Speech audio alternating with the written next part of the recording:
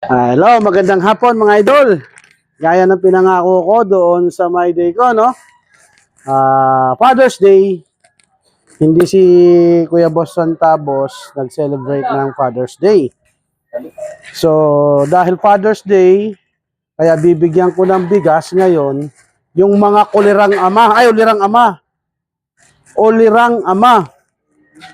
So, sisimulan ko kagad ang pagbibigay ng bigas. Siyempre, dito yan sa mga kapartner ko sa hanap buhay. Kasi sila yung nagbibigay din sa akin ng tulong kung bakit nakakapag-grow ang business. So, tulungan lang kami.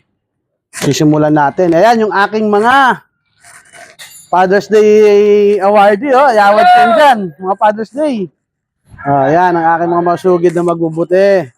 So, ito, si Tatay Bonjing. Tatay Bonjing. Matagal na namin siyang magbubuti, si Tatay Bonjing. Katulong sa hanap buhay. Tapos, dito lang. Si Kuya Sabas. Si Kuya Sabas. Happy Father's Day. Happy Father's Day. At yung isa ay si Kuya Billy. Hello! Happy Father's Day. Thank Diba? you! Anong sasabihin natin sa Boss Centavos Vlog? Maraming salamat, Maraming salamat. Kuya Boss Centavos Vlog.